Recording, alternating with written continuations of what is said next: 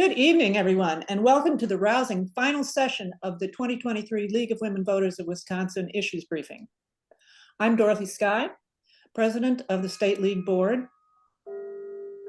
Our state and local leagues continue the League's mission to defend democracy and empower voters. In doing so, we actively promote the fact that every eligible voter who wants to vote should be able to do so easily, and that every vote should count equally.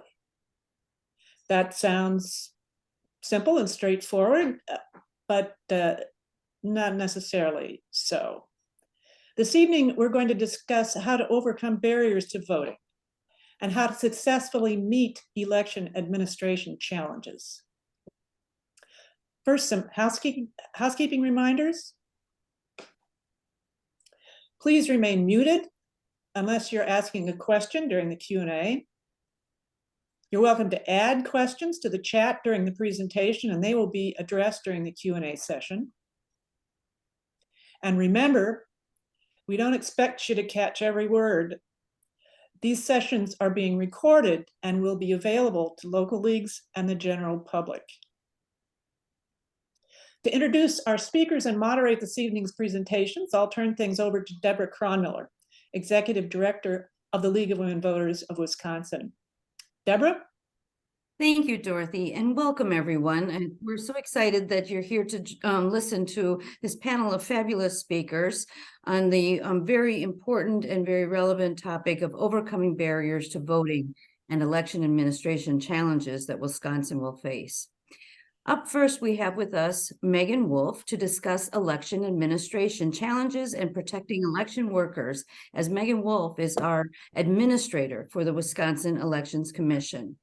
Megan serves as an election security advocate for the needs of Wisconsin's clerks and voters and ensures that election officials have the resources and technology they need to conduct elections.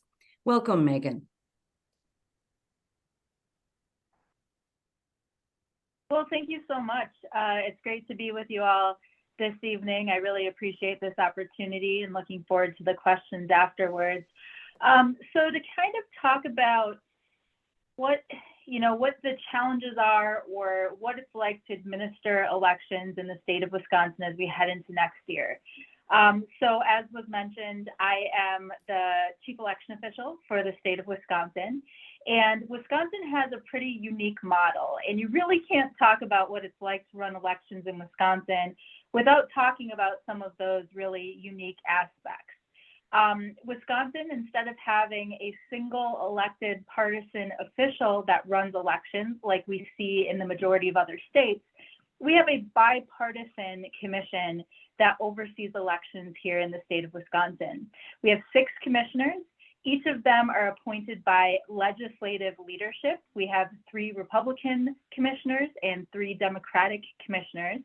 I'm the administrator. I'm required by law to be nonpartisan, and so I don't have a vote on the commission. My job is to simply implement their directives. When the commission makes decisions about election laws, they actually do that as part of a public meeting. And I think that really offers a lot of transparency into our model. You can actually see when, how, provide feedback into those decisions being made by the commission. Another thing that's really unique about how Wisconsin runs elections is that we run elections at the municipal level. And why is that important? So in most other states, they run elections at the county level. So in some states, you'll see that they have maybe 50 to 100 local election officials in county offices. There are states like Arizona where they actually only have 15 local election officials in their county offices. A lot of times these county offices will have an election department. They'll be resourced just to run elections. Here in Wisconsin, we run things at the municipal level. And that means that we have a municipal clerk that runs elections in every single city, town, and village in the state of Wisconsin. And we have 1,850 of those municipalities. We also have 72 counties. And what do they do versus what the Elections Commission does? Because I think this, is important and speaks to some of the things that I'll get into about some of the misinformation about our election process and the challenges that brings with it. So contrary to popular belief, at the state level, there's not actually a whole lot we are charged with doing in terms of registering voters, anything like that. At the state level, what we're doing is we are training our local election officials. We put out things like manuals, training documents, and guidance that the bipartisan commission decides on, and that we provide to our local election officials. We also provide technology that the local election officials use to input their data. So when it comes to voting equipment and things like that, they all choose and maintain their own. What I'm talking about in terms of technology is the database that our local election officials use to track registrations, to issue absentee ballots. We provide that technological framework and train and update on that. And that's one of our major functionalities as an agency. When we get to the county level of government, what they're doing at the county level is they're involved in elections, but their role is more limited than what we see in other states. So they're doing things like providing ballots. So they actually print and provide ballots to the municipalities ahead of an election. And providing ballots is a really scientific process, right? Because they have to rely on mapping data and other data points to ensure that they get it exactly right, that they know exactly who should be on which ballot, what candidates should be on there, and what voters get those ballots. And so the counties are the ones that are charged with putting together those ballots. We do provide templates at the state, and then they print those and they provide those to their local election offices. At the municipal level, that's where things really happen in the state of Wisconsin. So Wisconsin, of those 1,850 city, town, and village clerks, over 1,200 of them are townships. So these are our smallest jurisdictions. And so this really is stuff happening at the most, kind of closest level of government to the voters. And at the municipal level, this is where they're registering voters. So when you register to vote, you're registering with your municipal clerk. So if you live in a township, you have to register with that town clerk. And I know many of you know this part because you helped facilitate some of those registration processes. But it is really different from other states. In other states, you're registering at the county level. So you're sending your registration to the county. Here, that registration goes to your municipal clerk. They're the one that's reviewing it, making sure that you've provided everything that's needed, making sure that the proof of residence that you've provided is what's required by law. They're the ones that make that final determination. Is this voter eligible to be registered to vote? That's happening with your municipal clerk.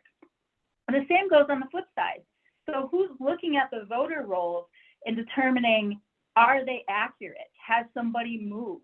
Has somebody since been deceased or become a felon or other things that would disqualify them from remaining on the active list? That's all happening at the municipal level as well. So it's only municipal clerks that are able to make those determinations about if somebody should be removed from the eligible voter list, if they're no longer going to show up on the poll book, if they're no longer eligible to receive a ballot. They're the ones making those determinations.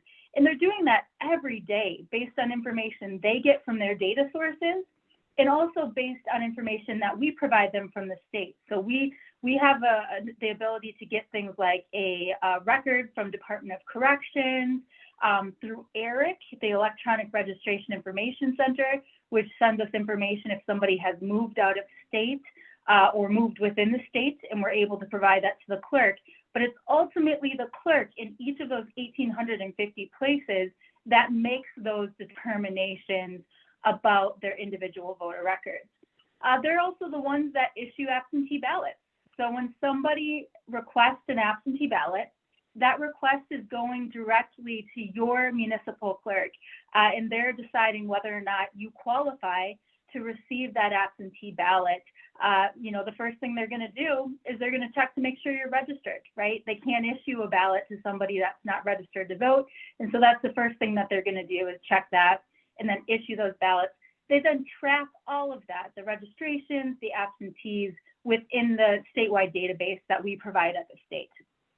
Another thing that is happening at the local level is setting up polling places, selecting polling places, determining where your polling places should be, and hiring poll workers and training those poll workers.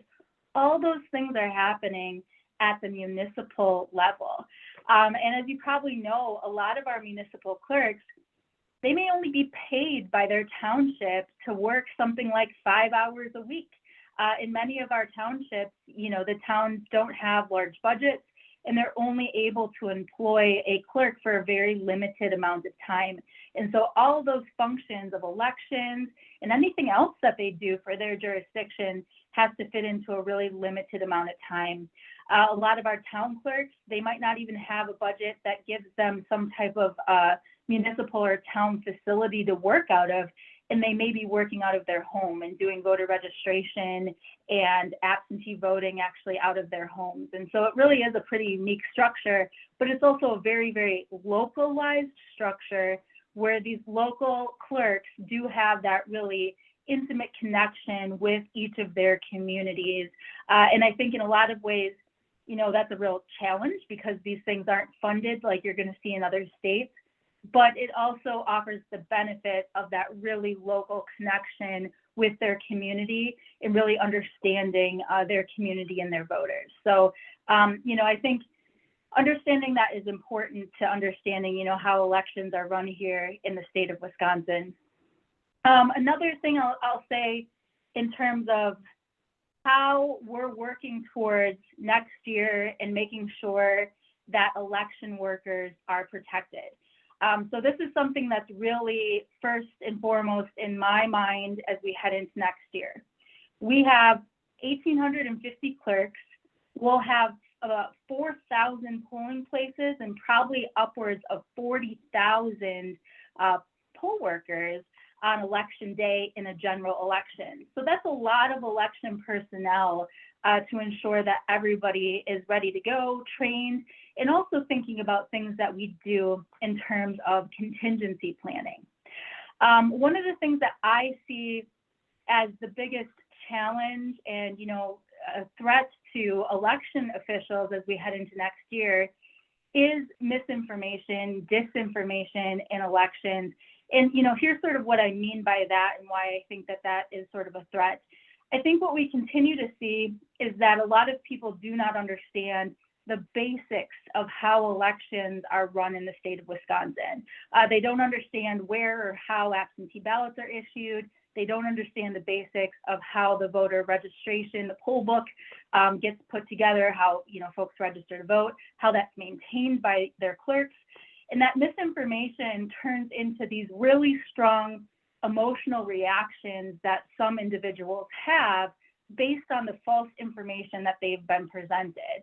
And then that ultimately, unfortunately turns into some really intimidating, threatening contacts with election officials at the state and the local level. And, can really make it difficult for people to be able to do their jobs or feel comfortable coming to, fulfill their duties when those types of things are happening.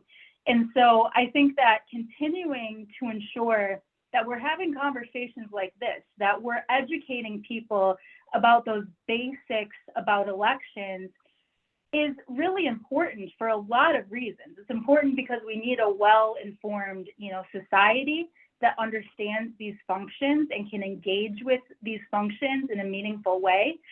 But it's also important to even protecting our poll workers, to ensuring that we don't create these sort of pressure cooker environments where people are reacting out of baseless information or out of misinformation that they may have been presented. And so that's really something that I've been trying to figure out. How do we focus on that? How do we provide these opportunities to have these engagements with people in communities to help them understand how the election process works? And I'll tell you, I've been out throughout Wisconsin I'll have conversations with almost anybody that asks. I've gone to, libraries in central Wisconsin and talked to people about elections. And, I really do find that when we have these conversations, when people have an opportunity to engage with these facts about elections, it does help to reassure them about our process. And so, I know I can't reach everyone, but I think, through continuing to have these engagements, empowering our local election officials to have these engagements, hopefully we really will help to inform people and arm them with the information they need to head into next year well informed. In addition to that, we do a lot of contingency planning with our local election officials. So this isn't something new.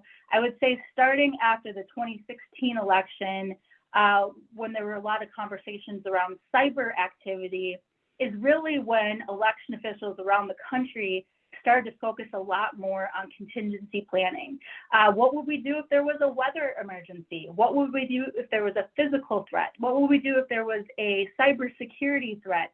Thinking through all these various scenarios and actually exercising those plans, thinking about it ahead of time, so we're not thinking about it for the first time if something is actively occurring. And so that's something that's in development every day. We have templates that local election officials can use. Many of them use those contingency planning templates when they do things like poll worker training, so that they can all talk through scenarios and talk through how they would respond in these situations as well. You may have seen last week that, very unfortunately in other states, that there was suspicious mail sent and some of it was found to contain fentanyl afterwards. No one was hurt. I think those states had a lot of really good contingency planning in place. But as election officials around the country, when we hear of those potential threats other places, we want to learn from those things and provide best practices to our local election officials here in Wisconsin. And so that's exactly what we did, is we made sure that we were talking about that type of scenario, even though we knew it wasn't a threat that right now was directed at Wisconsin. We wanted to talk about that scenario, incorporate it into our training, and provide best practices so that we can all be thinking about those things as we head into next year's election. So it's something that every day we're monitoring. We're talking to state and federal and local law enforcement and intelligence partners to make sure that we have the best available information and that we're always on the outlook for new scenarios we can add to that contingency planning to make sure that we're all prepared if something were to happen as we head into next year. And I think that really sort of summarizes kind of where, what the landscape is right now, what we're thinking about in terms of keeping, poll workers and voters and everyone safe as we head into next year. And, hopefully continuing to make progress in educating people about how elections work here in the state of Wisconsin so that mis and disinformation doesn't have an opportunity to create these threatening and harassing environments as we head into next year. Thank you so much, Megan. Next up, we're going to have Ernestine Moss. Voting is supposed to be easy, as Dorothy had mentioned, and we're all supposed to have access, but we know the reality is not all voters have equal access, and some voters have additional barriers to not only exercising their right to vote, but to even accessing a polling place or something of that nature. So let's welcome Ernestine. Ernestine is the co-chair of the Dane County Voter ID Coalition, and she'll share her perspectives on some current barriers to voting. Ernestine is also the Community Coordination Committee Chair for the NAACP Wisconsin State Conference and is a past president of the League of Women Voters of Dane County. Ernestine? Oh, you're on mute, Ernestine.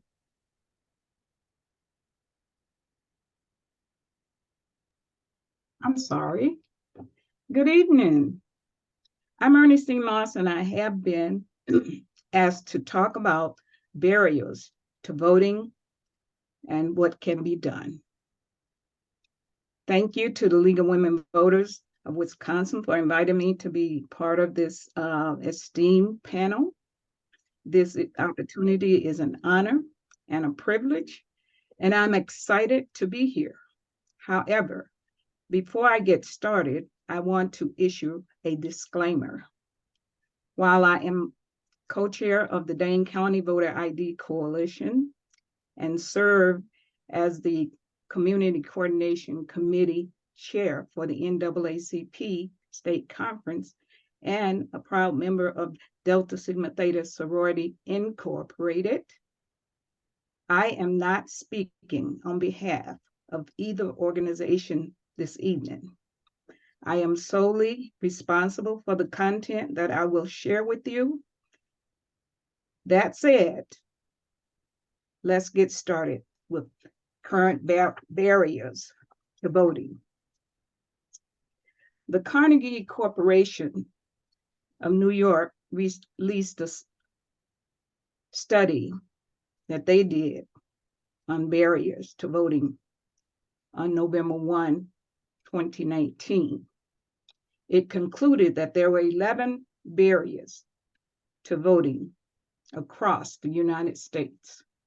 They included voter identification requirement, lack of language access, voter roll purges, police polling places closure, consolidation, and lack of funding for elections.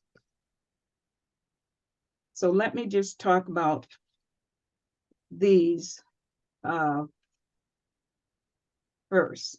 But there is also provisional ballot requirements, reduced early voting, reduced voting hours, poor training of poll workers, partisan election administration, and they create large local offices to dilute minority votes, okay? So when we look at the voting, legislators in some states that have long track records of voter suppression often implement laws and engage in activities that make it harder for certain segment of the population to vote. Election officials, they use false claim sometimes that there is rampant fraud to justify strict requirements like the photo ID, often aim to suppress the votes of people of color or younger people. Laws requiring physical street address discriminate against some groups as well, like the Native Americans who have post office for addresses. When you look at the lack of language access, oftentimes you have people who English is not their first language, and the information is not provided to them in a language that they can understand. And so some local jurisdictions do not provide translations to assist those individuals, which is required by law, Section 203 of the Voting Rights Act. So persistent barriers increase among people who have language issues or belong to a group that is disenfranchised.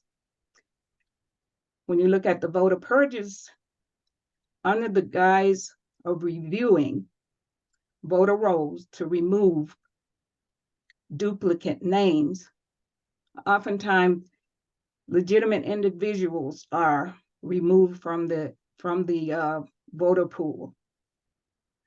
Those with felonies, convictions, officials have undertaken indiscriminate purges of voter lists in recent years, deleting many eligible voters' names, often with disproportionate impact on communities of color.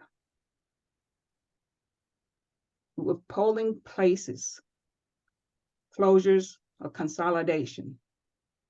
A US Today recent report found that election officials have closed thousands of places, and largely in communities of color.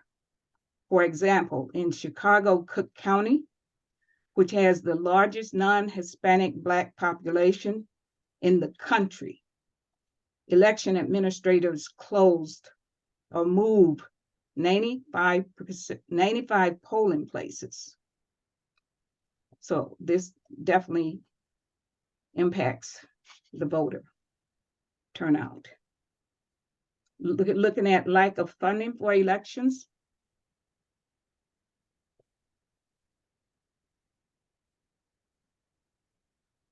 The ability to fund election is managed by local officials who manage the elections to ensure that every vote count equally.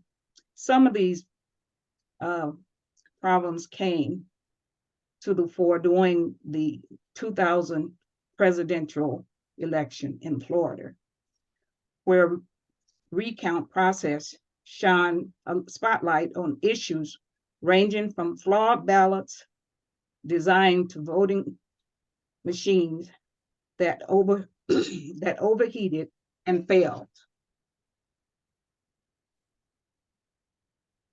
When we look at provisional ballots, people they have the right to a provisional ballot under the federal law. However, how that is implemented is left up to the local authorities that are handing out the ballots or administering the voting at the polls.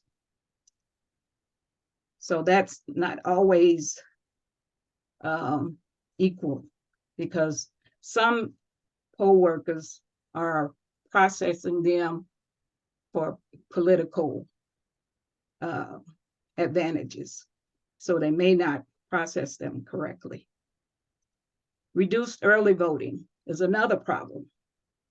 States have localities that have long used early voting to reduce election day, long lines and stuff. And some faith-based groups have also used early voting for non-partisan to get out the vote. Recently, officials across the nation have curtailed early voting, largely hitting communities of color, because some communities have decided to not have things like Sunday voting or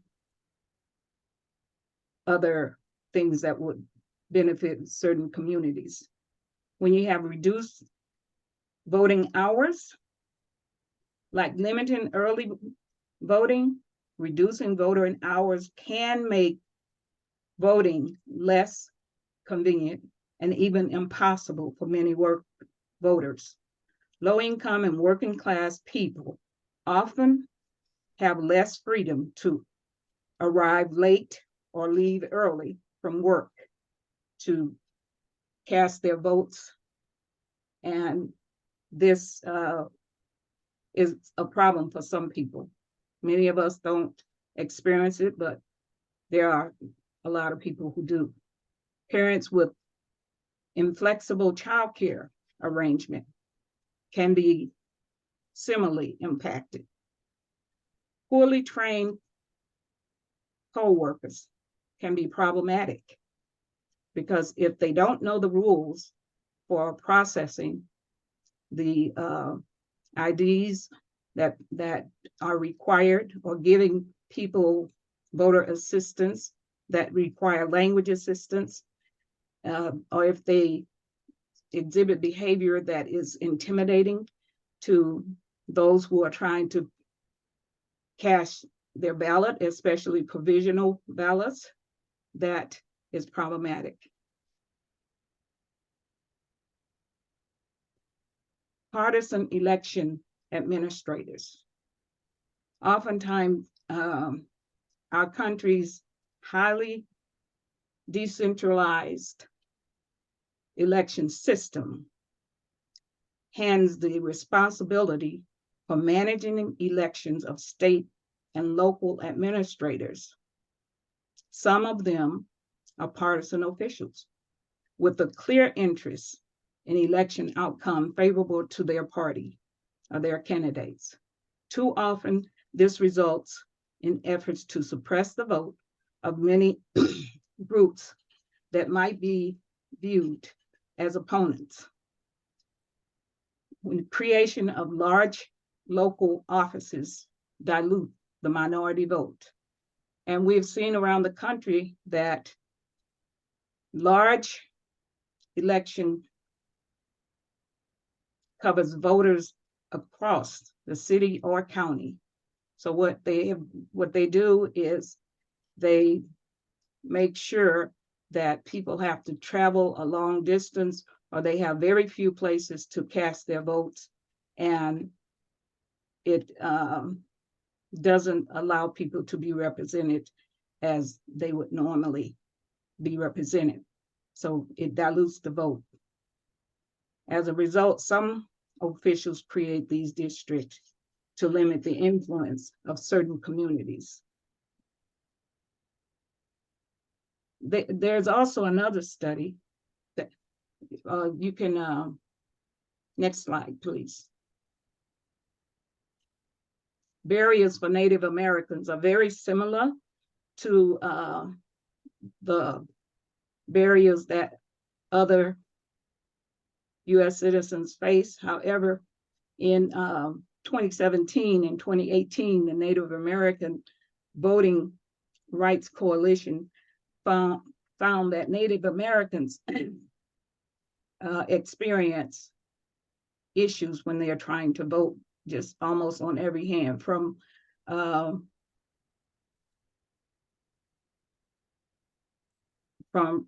just having a proper address, because like I said earlier, on many reservations, they have addresses that are not like physical addresses that we are used to. So their ballots might be thrown out.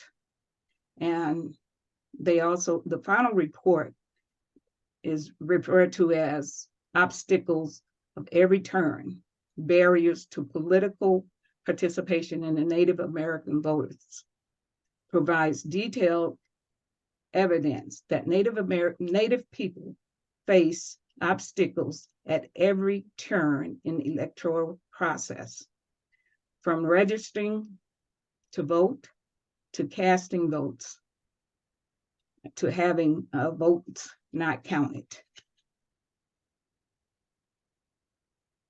Excuse me. Homelessness and housing instability is one of the major issues with the Native American population, because you have intergenerational families, and they are disproportionately homeless. So politicians and elected officials overlook Native voters in urban centers generally, and especially for American Indians and American Native people experiencing homelessness. In Native American communities, near homelessness and intergenerational households contribute to barriers in the process of registering to vote.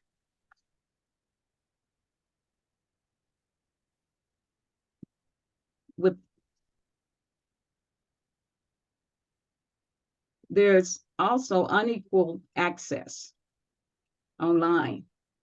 In Native American country, oftentimes there is not a lot of access to the internet, having broadband. So this curtails their ability to get the information that they need to be able to participate in the political process. And there is also unequal access to in-person registration. The nearest opportunity sometimes is miles and miles away, which can be problematic for many. So it can be very expensive for Native Americans who live on a reservation that might have to travel 140 miles or so to get to a place to get a proper identification or to register. And there's, again, unequal funding for voter registration. As I stated, that was one of the things in the regular population. And there's restriction on access to voter registration forms. Arbitrary state and local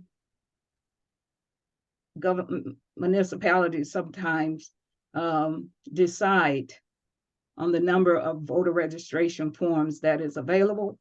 And so some Native, that might suppress the vote for the Native American population. Denial of voter registration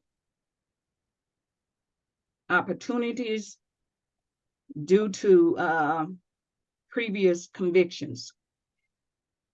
If people are not understanding their rights, they may not participate in the voting process, because felonies do disenfranchise individual widely in some states, and Native Americans are incarcerated at a rate 38% higher than the national average, widespread than the national average, and widespread confusion about the eligibility of former felony voters persists throughout Native American communities. So another thing is rejection of voter registration applications. It is commonplace throughout Indian country for election officials to reject or fail to process in a timely manner voter registration applications. For this reason, there is widespread distrust in the Indian country. Determinations whether a voter registration application will result in registration often depends on subjective judgment from those that are officials processing the applications. So lack of traditional address, again, is a problem. Voter purges. Even though Native Americans with non-traditional mailing addresses are registered, they may still be purged from the rolls. And sometimes they may be purged from the rolls permanently. Again, with some Natives still being able to draw on their culture and speak their language, they are due to have materials translated in a language that they understand. And that doesn't always happen. Failure to offer voter registration opportunities at polling places on election day. States have wide discretion to determine the cutoff date for voter registration. So many people don't know in Indian country what the requirements are, when the last day or what days they are able to vote. State IDs, additionally, the cost of identification is too expensive for many poverty-stricken Native Americans. Tribal IDs are not readily acceptable as qualifying identification, and sometimes the tribal ID lacks required information, like the physical address that I mentioned earlier. Unequal access online. And I talked about that. Over 90% of the reservation lack access to broadband internet. unequal in-person voter registration. The nearest opportunity in-person registration can be nearest the county seat, which can be hundreds of miles away.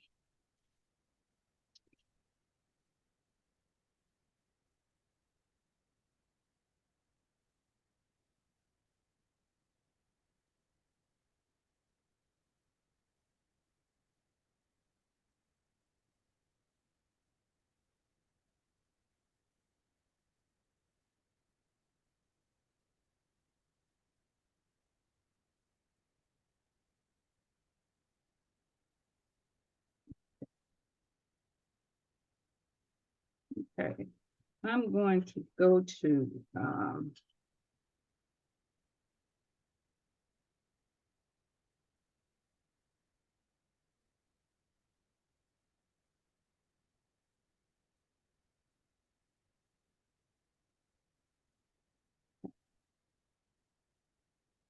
going to talk a little bit about Wisconsin makes it harder to than nearly any other state to vote. It is clear that from the data that since 2010, the 2010 election, the Wisconsin legislature has sought to pass laws that make it harder for Wisconsinites to vote, and especially since 2016, when the voter ID requirements were implemented. Wisconsin has gone from one of the easiest states to vote in to one of the hardest states to vote in. So from the fourth easiest probably to vote to 47th. We are right now, we are 2 decades fast forward, and it's harder to vote in Wisconsin than it was 20 years ago.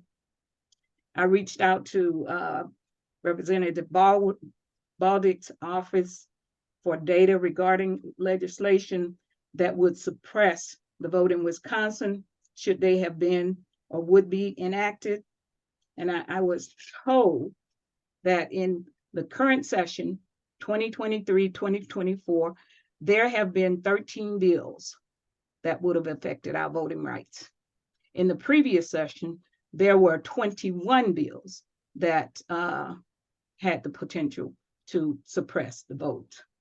The office also informed me that there are equally as many bills that have been introduced to facilitate access to voting, protecting and expanding voting rights introduced by Democrats, which will not be granted a hearing and are not going anywhere.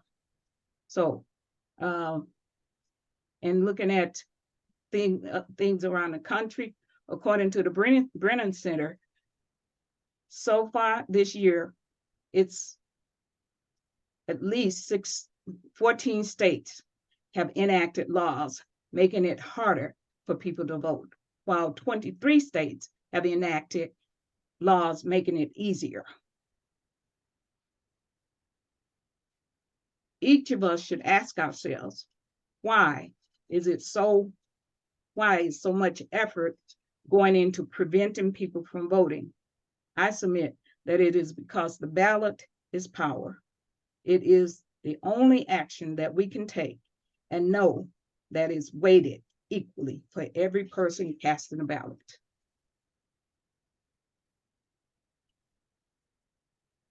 What can we do to combat barriers to voting?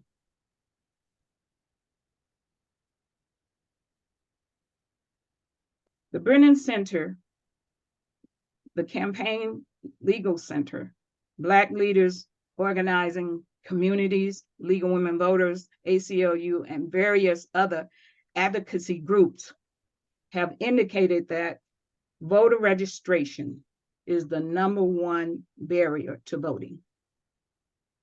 The Brennan Center has also indicated that steps needed to be taken to protect the vote and they offer that it is by modernizing the voting process. They gave us some measures to do that.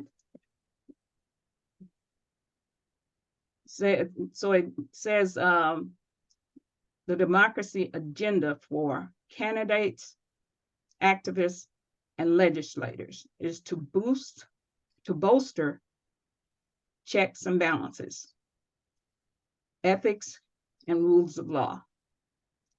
We want to deal with gerrymandering, because we know that when maps are gerrymandered, they are not fair maps representing the people that it should be. They're very restricting, and we need fair and accurate census. We want to make sure that we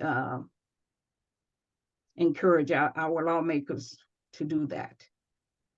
We want to reform the money in politics. Public campaign is favorable to many Americans. Influence in the big money. We want to make sure that we don't allow corporations that have big money to control what we do in America, because we do live in a democracy. We want to strengthen our courts, promote fair courts, ensure every American can vote. Voter suppression is not something that we should be tolerating. We need voter reform, voting reforms, and voting rights restoration.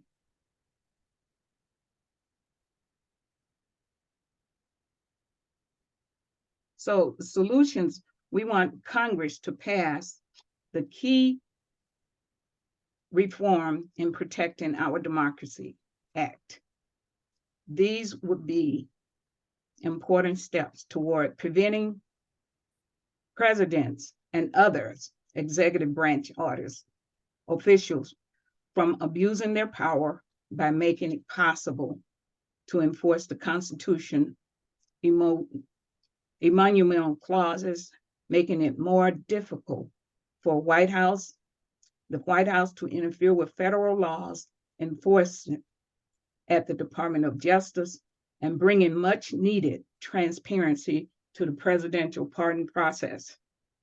When we modernize ethic rules, Congress should pass comprehensive ethic reform, among other things, improve ethic disclosure rules, including requiring presidential tax return disclosure, and strengthen our Office Government of Ethics. We want to stop politicizing science and policymaking process. Congress should pass the Scientific Integrity Act, which would mandate crucial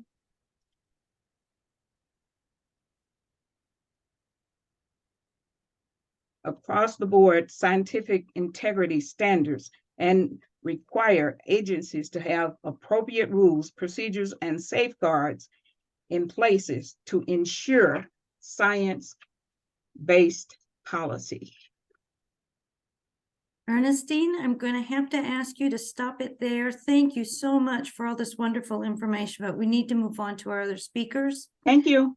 Thank you. Next, we have Selena Stewart with us. Selena is actually on the National League of Women Voters staff. She's our chief counsel, and she's going to be providing us an overview on the LWV-US moonshot goal to abolish the Electoral College, a goal that the League has held for many years now. Selena has worked extensively around election reform and voting rights issues and has served as lead lobbyist and liaison with Congress and the administration of the League. Selena, thank you for being with us this evening. Hello, can you hear me? Yeah. Can you hear me okay? Okay, sorry, Yes, I didn't we see the can. nods. Okay, so hello. It's so nice to be with fellow leaguers. So great to see so many faces, especially because it's dark outside. So I appreciate you all share or being able to share the space with you all. So I'm here to talk about the moonshot. We heard from Miss Megan, who talked about the everyday pieces of election administration and how that works and how Wisconsin is unique. And then we heard from Miss Ernestine, who talked about the barriers to voting and all of the obstacles that come against a variety of voters as they head to the election destination, their polling place, et cetera. And I'm here to talk about our solution, right? Or at least one solution that the league is putting forward, which is our moonshot, is to abolish the Electoral College and why that is important. So I'm trying to get my slide deck up, and for some reason it is not, it's saying no. So let me see if I can try it one more time. And if I can, then I will certainly share it.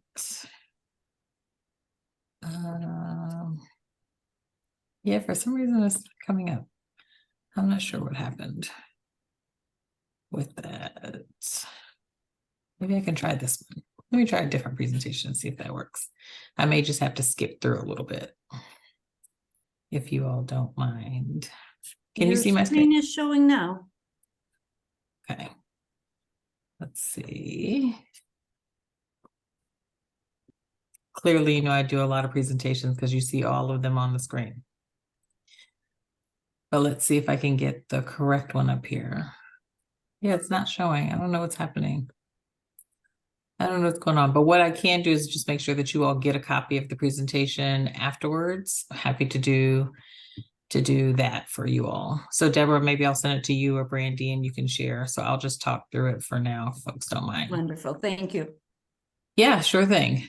Okay, so we have a multi-decade plan overview. And one of the things I'm going to share with you all a consolidated presentation that we did at council this year that for state leaders, so we could talk about what the plan is, right? And so why do we call it a moonshot? So similar to the moon that we see every night, you can see it, but it's a little far away, right? And that's exactly what we mean by moonshot. We see it in the distance. We know that it's possible, but we know it's going to take a little time to get there. And so we have 5 phases that we have outlined to achieve abolishing the Electoral College. And the phase 1 is adopting the National Popular Vote Interstate Compact. And why that's important, it's a part of the position that we have around selection of the president, which is critical. But within the position, it says that MPV is an adequate means to achieve, to have in place as we look forward towards abolishing the Electoral College. So it's a stepping stone. And so many states have already worked to achieve this. I know that there's another speaker who's going to talk a little bit more about where MPV stands. So I'm going to not impose on their presentation. So I will leave it there. And then phase 2 is gauging public response to one person, one vote. Ultimately, that's what we want to achieve. We want to make sure that every vote counts. And right now we know that you all are in a very lucky position because Wisconsin is always on the radar for presidential elections. You get visited a million times, even if it's just 2 weeks before the election, but you get visited a lot. And there's other states that don't get visited as often. They may not get a visit at all.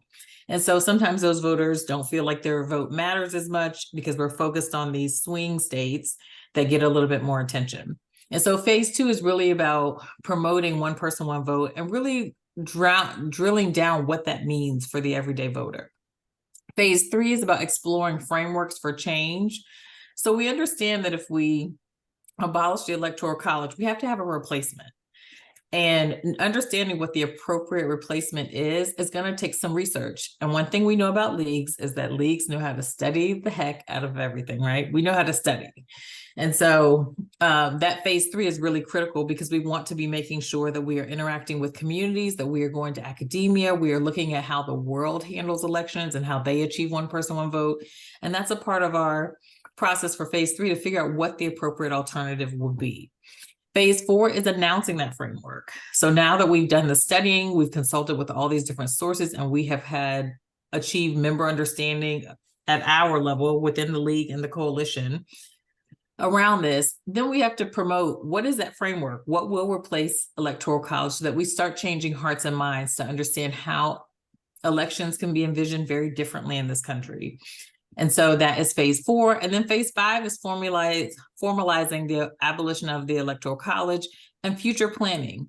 So you can't just eliminate the electoral college without having some transition plan. And so this phase will really be about, how do we do this effectively so that elections still run smoothly, people have confidence in the outcomes, and things like that. So that is our 5 phases. And again, have no fear, we have a nice little graphic that I will send to you afterwards in the PowerPoint that I will share with you. But as we were thinking through the appropriate moonshot, I want to just give a little background. So the board actually took this up in 2018. And this is because we had a 5-year, basically, strategic plan. And that plan was going to be coming to a close in 2020. We had to figure out what we were doing beyond that. And so the board started having conversations with state leaders. We started having conversations, especially during council. What is next? Like, hearing from the leagues, what do you think is the next step? Like, what is our next big North Star? And so through this, the board did a variety of things. We hired, or I didn't hire anybody, they did. They hired a vendor to help them actually go through a strategic planning process. There was a survey that went out to all league members so folks could weigh in. We had dedicated sessions at our 2019 council to hear from state leaders directly. And then we started putting together a plan based on what we had heard from the field, what the survey results had come in, and also what the board thought was the best direction for the league. And so out of that came the moonshot to abolish the electoral college. And there were some pretty funky things that were on the list too, but this is where we actually ultimately landed. But state leaders had big questions. They were like, what does this mean for the league that we're taking on this? Like, one of the questions was, who decided on the moonshot? What input did leagues have? And so I think that's really important, that the board went through the process of not only hiring a vendor to do interviews in small groups with leagues, but doing a all-member survey and also doing council before they actually decided what the moonshot would be. And then the sustainability of moonshot. So we wanted to do something that we knew had some sustainability. So not just being able to launch it and it lasts for a long time, but we wanted something that the league, we could focus on and really throw down on, basically. And so this was part of the sustainability piece of the moonshot, which was, when we did the 19th Amendment, we knew that it would take some time. What is the thing that will take a little time, but will completely change how elections are run in this country for the better? And so that was one of the things that the board really thought about in terms of what is the appropriate moonshot for the league in this, as we enter our second century of work. And then, of course, everything comes down to a position. We are an issue-based organization. So, of course, we have to have a position in order to have the authority to act. So if we do not have a position that ties to what we're doing, we cannot do it. Even if it wrenches your heart and it's so important, if we don't have a position, we just don't have the authority to work on it. And so that's why the program planning process and how we develop positions is so critical, because that gives us the leeway to do work, expand our work into different areas. And so the other question that state leaders in particular had was, how does the moonshot fit in with our nonpartisanship and our DEI policy? Because those, of course, are our bedrocks, right? Especially the nonpartisanship, which has been around for a long time. And then our policy came out we updated our policy in 2018 around DEI. So it was 3 things: motivation, awareness, and how do we address the elephant in the room? So the motivation piece was around, how do we appeal to both major parties, and not get ourselves in a situation where we were going to be deemed or perceived as partisan?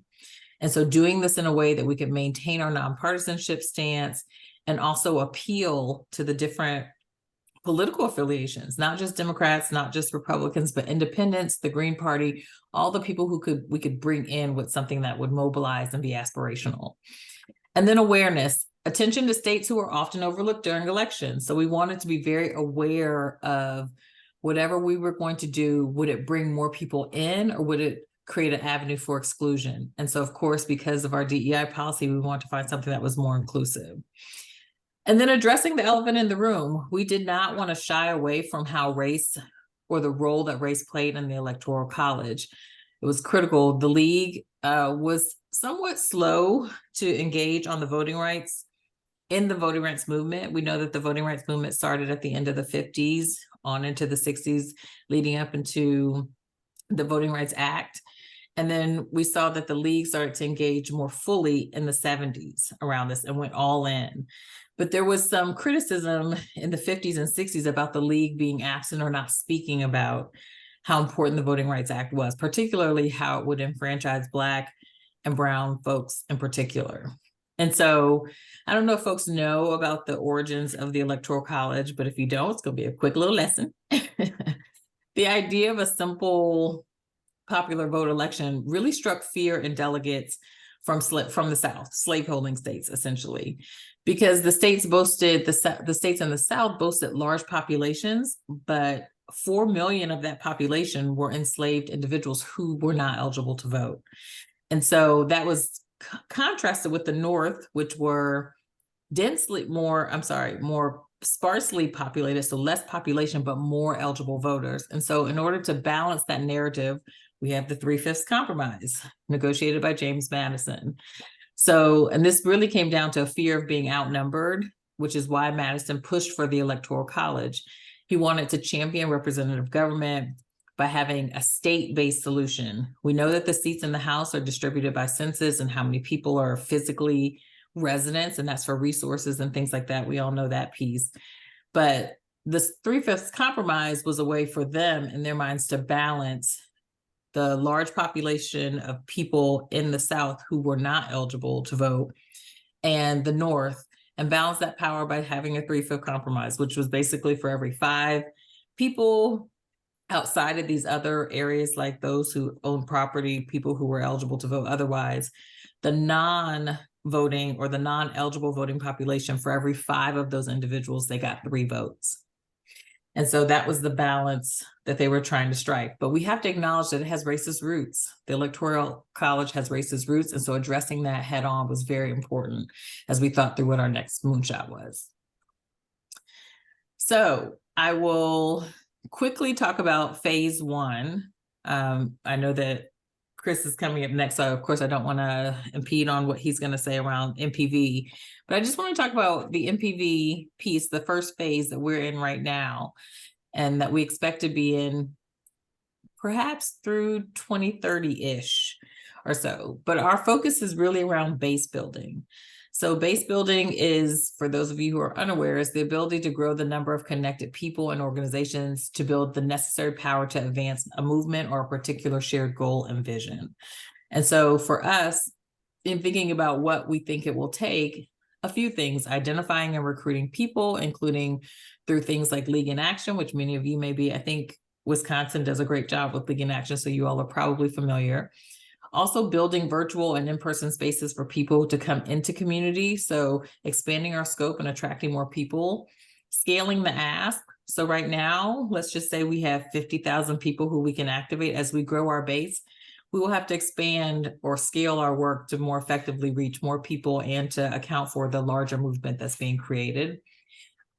Also continuing doing leadership development. We want to make sure that as we grow, that we're also developing leaders. And they sometimes may be the leaders that you don't expect. They may be younger than you remember League leaders being. They may be of a different race or a different ideology, but all of that is important in leadership development. And then being consistent with meaningful actions. So this is not just a one and done thing. We are trying to create a movement that builds power, brings people who are often underrepresented, and give them a space, give us all a space to make elections work for us and the democracy that we want. And so with that, sorry, I had to cut it kind of short. I know that we are behind on time, Deborah, so hopefully you don't mind me doing a few cuts there. But I'm happy to stay around and answer for questions if people have them. But thank you all so much for inviting me. It's been a pleasure to see your faces tonight. Thank you, Selena. And we appreciate all the time you've given us. Up next, we do want to welcome Christopher Pearson. Christopher is a senior consultant to the National Popular Vote to share with us the status on achieving national popular vote in the United States. In Vermont, Christopher served 5 terms in the House and 3 in the Senate. Prior to serving in the legislature, Christopher was the director of the Presidential Election Reform Program at Fair Vote. And Chris, we really look forward to hearing from you tonight. Thank you for being here. Well, thank you for inviting me and for your ongoing interest in national popular vote. And before I get too far in, I just want to say I've worked on this project in probably at least 12 of the 17 states that have enacted this bill. And there is no greater, more staunch and solid ally than the League of Women Voters. And so you have my intense gratitude and thanks for that. It has probably something to do with the fact that the League has been advocating for a national popular vote in one way or another since the 1940s. And so you bring a moral gusto with you. I've been working in Michigan lately where our bill is out of committee, and one of the reluctant representatives said to me, well, nobody's asking me for this. Nobody brings this up to me at the supermarket. And within a moment, I had emailed Sue, who's one of our league contacts in Michigan, and people were figuring out where he shops. So thank you. I just got to say that I'm a grassroots guy in my history, and the league has been incredibly valuable to us. I just want to back up a little bit some of the points that Selena made of some of the problems that we have today, because I think it's really important. It's often people sort of say, well, the Electoral College is not ideal and it creates these problems, but we're not really rooted in how bad it is. The Electoral College, the way it works today, of course, gives us a second place candidate. That is pretty problematic. It erodes faith in the process. If you're a voter who's under 30, 35, you've lived most of your adult life with a second place president with pretty horrific results. You have 5 of the 9 current Supreme Court justices appointed by the candidate that came in second, on and on and on. This is an embarrassment for any advanced democracy to watch somebody come in second and advance the White House. That's just ridiculous. But that has happened 5 times, and 5 times over our long history. It's not that intense because we only have an election every 4 years, but we've only had 46 presidents. So 5 out of 46 have been a second place candidate. It's an unacceptable data point and really erodes faith in our whole system. And we are at a time in history where we can ill afford any more notches against us, if you like. But more pervasive because it happens every time. And Wisconsin, has been said, is a battleground state. And so you enjoy, at the moment anyway, a certain amount of influence, maybe an extra amount of influence. But it's important to recognize how few battleground states there are and how solidified basically they are in the last 30 some years. There are no more than 12 states in any given cycle that basically get a single dollar spent by the presidential candidates in the fall, in the general election. So we are talking routinely 12 states that see 94, 96, even 100% of the campaign. And therefore 38 to 40 states see zero campaign. We are left on the sidelines. Here in Vermont, you want to get involved, you get in a car, drive to New Hampshire because they're the closest battleground state, right? And so 70 to 80% of the country lives in flyover states because they're safe red or safe blue. We're completely ignored if you live in a blue state like I do. The Democrats can ignore you because they've already won. Republicans can ignore you because they can't possibly win. And because of winner take all, which is the way the Electoral College works today, and I'll use my state as an example in Vermont, the Democrats don't care if they win by 8% or 14%. They've won the same prize. And the Republicans, similarly, it doesn't matter if they lose by 15% or only 7%. They've lost 3 electors either way. That radically changes when we have a popular vote. And this is exciting to me because it means that even if you're a Democrat in Oklahoma, in bright red Oklahoma, you might as well vote. Your vote's going to be a matter. And here in Vermont, Democrats are going to come and say, hey, we always do well in Vermont, but can you get me 5,000 more votes? Because they're crushing me in Alabama, right? And so suddenly people that 70 to 80% of voters in this country come to life in a sense, in a very meaningful way. They will be polled. There will be mail in our mail boxes from candidates, local people. I ran for office every 2 years since 2006. Never once did I talk to voters about the presidential election. Think about that. It's such a foregone conclusion that it was not worth my time at the doors. And that changes. And it's important to change because of the presidency. But even more than that, it's important because this is actually the way you connect with voters, right? We see voters may or may not be participating in municipal elections or local elections. More than likely, they're coming in for the presidential election. And we need to invigorate them and get them in the habit of paying attention and knowing that their vote is key.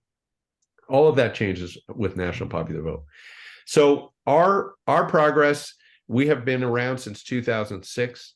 In 2007, Jamie Raskin, which would maybe be a name some of you are familiar with, now member of Congress from Maryland. He was a brand new state senator in Maryland, and leadership turned to him and said, "Newby, what do you want? You get a bill." And he said, "I'd like the National Popular Vote, please." And he's a constitutional law professor at American University and had a good understanding of the constitutionality of our effort. And indeed, Maryland that spring became the first state to pass our bill, and we had 10 electors. National Popular Vote only goes into effect when we have states with 270 electors. Maryland was the first at 10. We've now fast forwarded. We have 17 states that have passed this bill, and together they have 205 electors. We are only 65 electors short of bringing about a national popular vote for president. So we can talk about some of the specific states if you want, but I know we're running behind.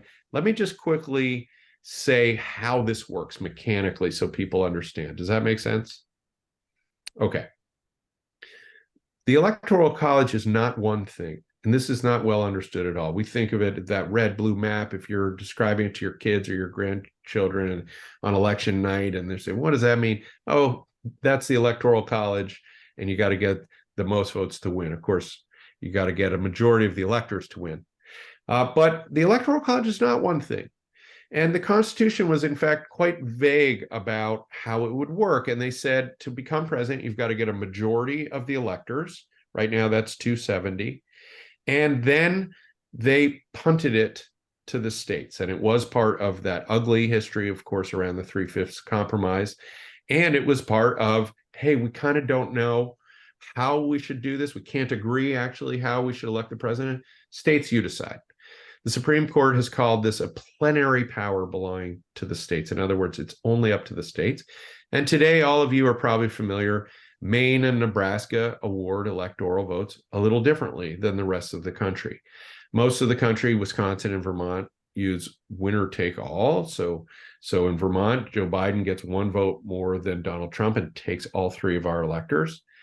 That's being used in 48 states right now, but only 3 states use the winner-take-all rule at the outset of the country, and they all, in fact, repealed it. And for many decades, states were trying all sorts of different things with their electoral votes, and then winner-take-all became trendy. Today, though, Maine and Nebraska do it by congressional district. If you get the most votes in the northern district of Maine, you get 1 elector, and then same with the southern district, and then whoever gets the most votes statewide gets 2 electors. So it's a matter of state law. States control the Electoral College.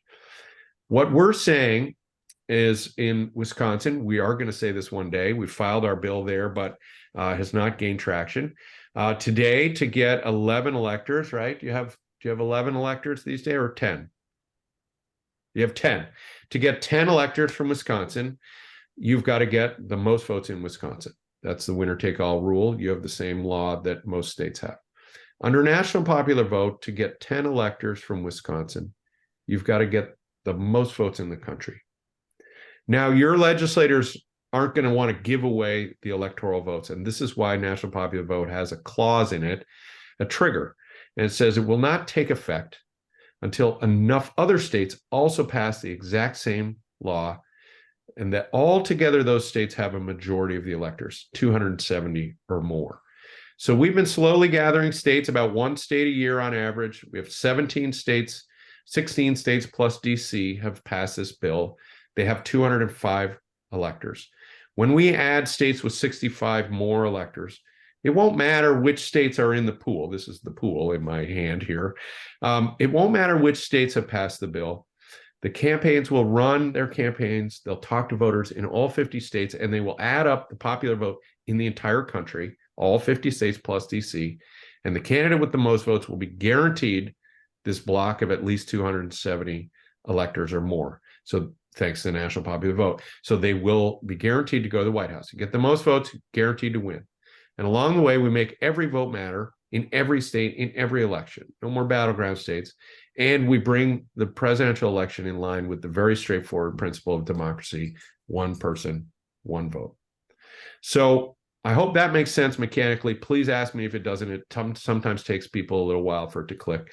And let me just finish with, I really liked Selena's moonshot discussion. And there's an important piece of history that I didn't realize when, and the project didn't realize when we started, which is the path of improving our elections and our democracy has always come through the states. We used to have a property requirement, right? That was removed by the states. In fact, states were the first entity to even let people vote. And then the women's suffrage movement is probably the easiest example and the closest parallel to where I hope we will get. There was infighting for decades as people were advocating for a constitutional amendment to extend the franchise to women. And finally, there was a split in the suffrage movement, and folks went to work in the states. And that very year in Wyoming, in 1869, Wyoming was the first state to let women vote. By the time we passed the 19th Amendment in this country, 30 states let women vote. And direct election of senators also came through states. States held advisory elections. Most states held an advisory election, and then we passed the 17th Amendment. On and on and on. The history of improving our elections has bubbled up through the states, which is what we're trying to do, and obvious to anybody who hopes to get function out of Congress, right? It's very difficult to do, but the states is where we're closer to the grassroots and able to make change. And it's difficult, and we would not, national popular vote would not be anywhere as close to where we are without the League's help. And so thank you for that. And that's where we're at. 17 states, 205 electors on the way to 270. We're just 65 short. And we're very bullish in Michigan, which would bring us to 220. And then suddenly I think we are in a different kind of conversation, because I think the nation will grab a hold of this, because after all, we're in a sort of depressed political moment with the candidates, and all of it is just messy and dissatisfying. And we can come along and say, hey, don't you think it's time we just bring this in line with one person, one vote? We can do this, make your vote matter everywhere, and inspire candidates to go across the country and talk to voters everywhere. So thank you very much. Thank you, Chris. Your comments are so important to all of us. We've been following National Popular Vote Interstate Compact for what seems like a very long time here in Wisconsin, and we do want to push it. So with that, let me turn it over, please, to Dorothy. We do have some time for question and answers, although we will try to be cognizant to end our program right at 8. And reminding everybody that you can put your questions in the chat, and Molly Carmichael will call them out. You can also raise your hand, either just in person or with the icon, and we'll call on you.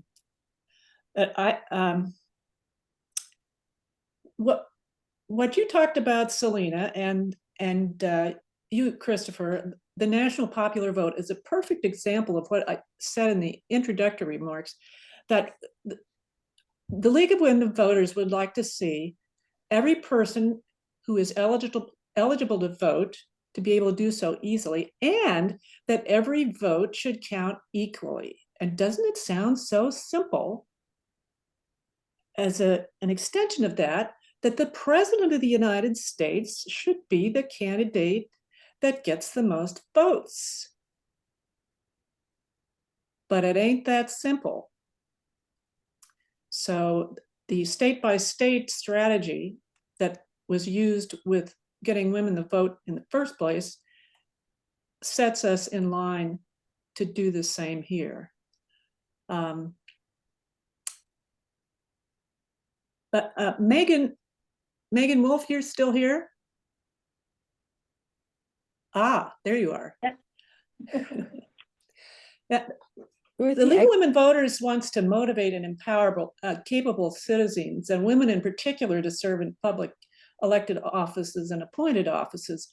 What would you say to students in a high school civics class who would like to take an active part in running the government and holding office?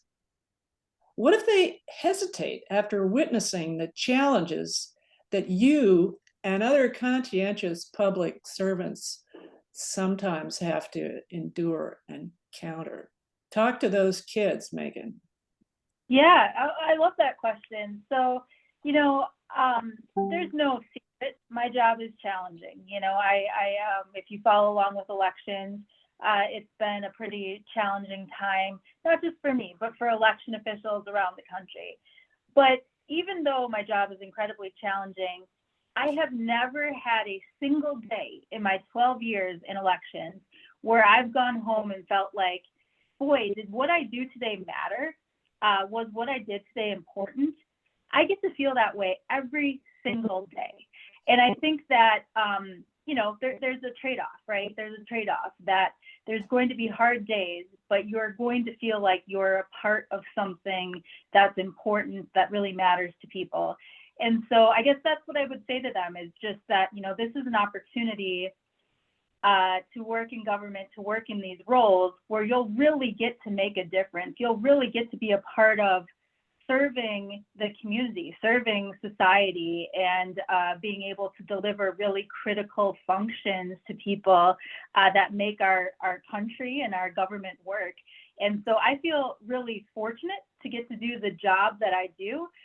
Even though, you might see me on the news and there might be, bad things happening around me, the work I get to do is so important, and it's such an honor and privilege to get to do that work every day. And I think a lot of people, could spend their whole careers looking for that sort of feeling. And in government roles, you really do get that opportunity to be of service. And if somebody's looking to be of service, these are great jobs to be able to do that. We'll capture those words and pass them on. And they're particularly meaningful because they're coming from you, the public official that's working in the trenches and doing such a fantastic job for us. Kind of a spinoff from that. When you're talking to the, when they talk, we have some questions in the chat. So okay, good. I'm sorry. We have a question in the chat at the top. So I think this was directed for Megan, and this question's from Beth. Given the requirement of poll workers now being selected evenly by political affiliation, how can League members who remain publicly nonpartisan be chosen to be poll workers? Yeah, another great question. And, not one with a particularly easy answer. So the state law says that if parties submit lists of poll workers, that the local election official, the clerk, and the governing body, they have to choose from those political lists first.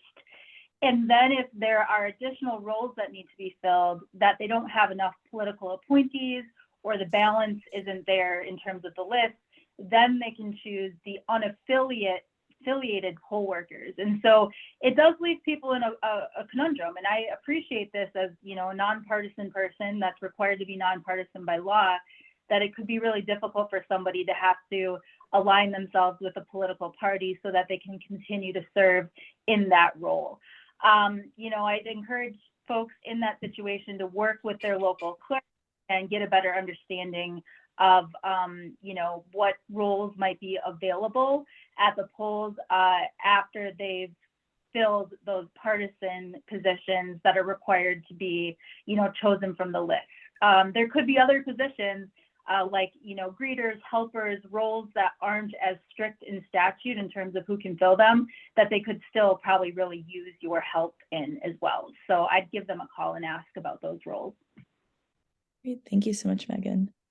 We have another question in the chat. I believe this is directed to Chris. This question is from Deborah. What other states are showing interest in NPV? It's a great question. Thank you. This past year, we enacted in your neighbor of Minnesota, so we were pleased to see that.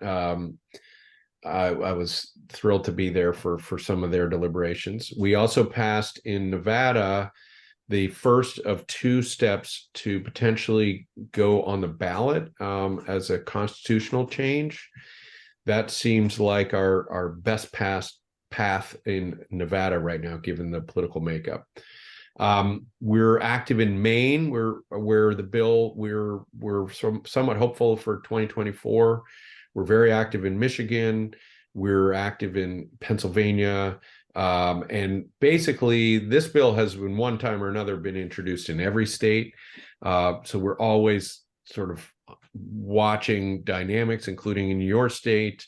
Though I'll confess that since the 2016 election, our issue, unfortunately, has become a little more divisive and a little more party line sort of setup. Although we've had almost always bipartisan votes, including in Minnesota, we had a Republican sponsor. But so even now in the post-Trump world, we're seeing Republicans stand up for this, but it is by and large become more of a partisan issue. So that limits where we have fruitful ground to plow, I guess you would say. But we also just had, in fact, the league plays a major leadership role in a bill being introduced in Florida.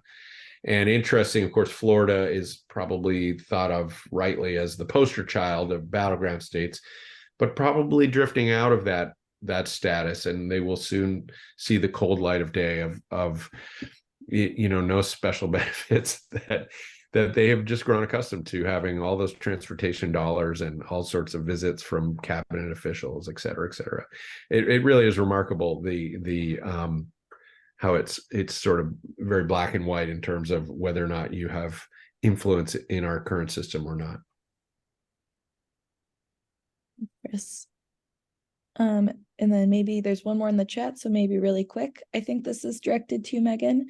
What government entity double checks the voter is a U.S. citizen?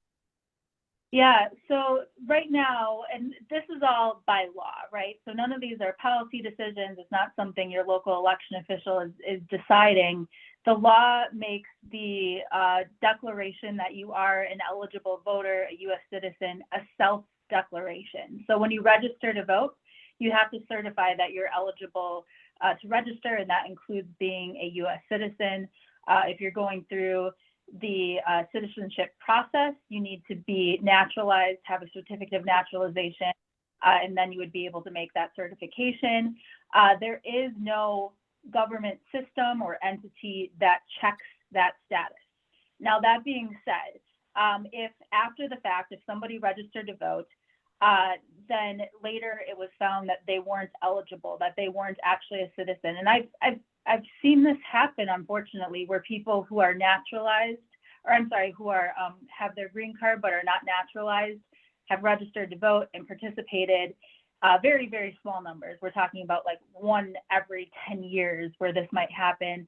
And that person, when they're continuing through their naturalization process, it may be found out that they voted and when they shouldn't have, and it could result in them not being able to move forward in that process. So, it's not something I think that most, people are going to risk if they're not an eligible voter or citizen making that declaration. And it is a self-certification. So there is no government entity that checks that status. Thank you, Megan. And Megan, I got to ask one more question for those high school kids. What are the qualifications for being a poll worker? So for being a poll worker, you have to be an eligible elector. So you'd have to be you don't have to necessarily be registered, but you have to be an eligible elector. And for most roles, you also have to reside within the county where you're going to serve as a poll worker. And so that's, there are some roles like a greeter and other things where that doesn't necessarily apply. But yes, you have to be an eligible elector, so 18 years of age. There are some exceptions for high school poll workers. You'd have to be, someone that is a U.S. citizen, and then you're eligible to be a poll worker within your county. Great. And it's fun to be a poll worker. Doggone it, you do it once and you become a forever poll worker. So we'll wrap it up. Thank you very much for the questions. During this briefing, we've updated each other on key political issues that face us in Wisconsin. And we now have a better idea of what we can and will do to advance good policies. Thank you to the excellent speakers. We'll show our appreciation to you by acting on what we've learned. None of us will remember all the details, but in our local leagues, we can make use of the recordings, which will soon be posted on the State League website. Particular thanks to Brandy Rodriguez and our State League. She's our State League Membership and Events Manager, and to all of the State League staff who worked so hard on this 2023 issues briefing. And audience members, thanks to you for your interest as demonstrated by your presence and your excellent comments and questions.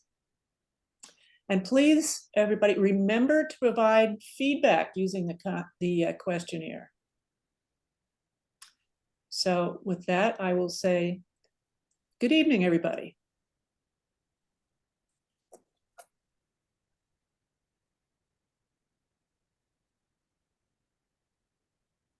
Thank you. Thanks, everyone. Thank you. Have a good evening.